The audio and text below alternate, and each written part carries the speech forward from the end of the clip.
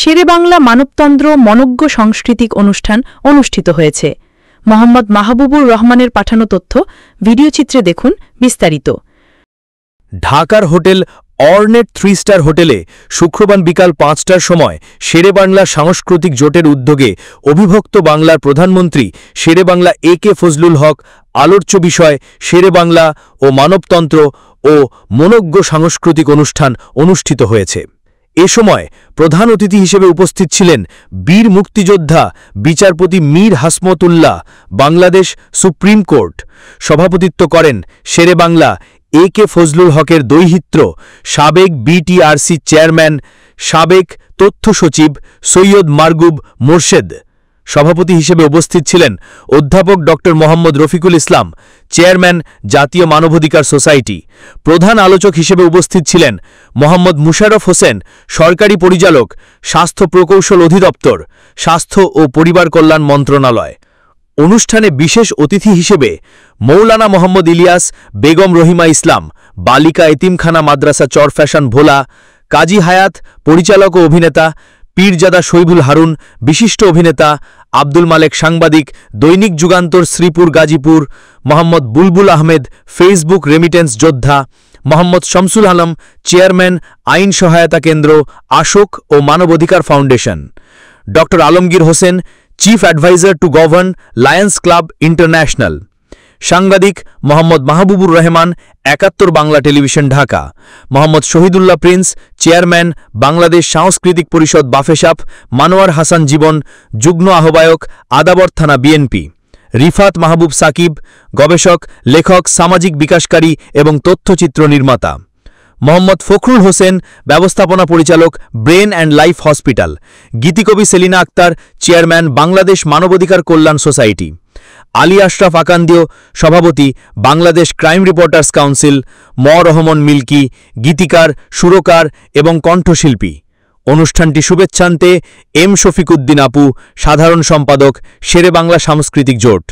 উপস্থাপনায় ছিলেন মঞ্জুর হোসেন ঈশা, চেয়ারম্যান মানবাধিকার সমিতি ও অন্যান্য অতিথিবৃন্দ সহ বিভিন্ন জেলা থেকে আগত অতিথিবৃন্দ।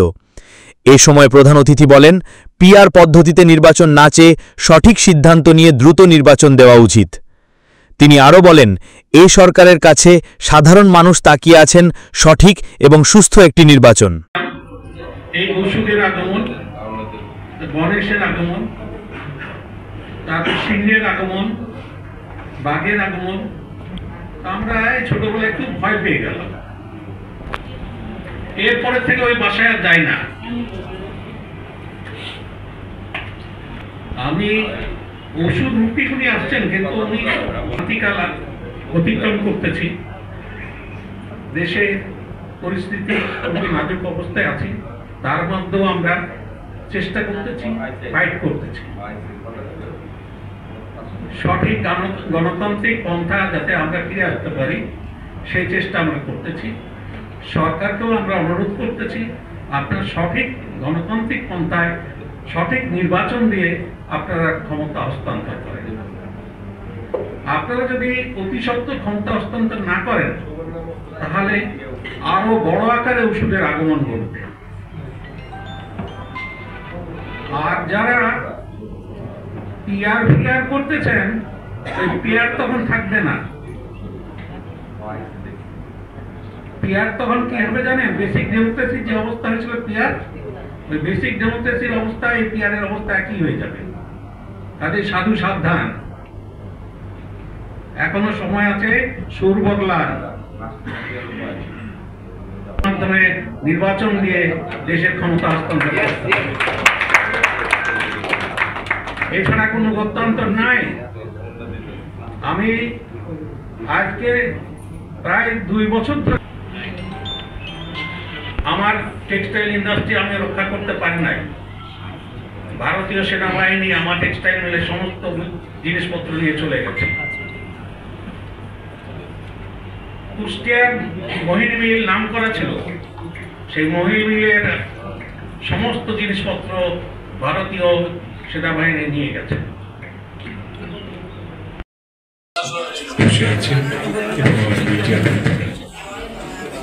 আমি ধন্যবাদ জানাই আমাদের বলতে প্রিয় ছোট ভাই অপুকে এই অনুষ্ঠানটি আয়োজন করার জন্য আর শেরে বাংলাকে স্মরণ করার জন্য।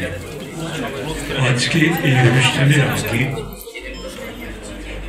অনুষ্ঠানে আসার আগে আমি আরেকটা জায়গায় ছিলাম, সেইখান থেকে উঠে এলাম এখানে। যখন ওখান থেকে বেরিয়ে আসছি, সেই অনুষ্ঠানটি কখনো শেষ হয়নি।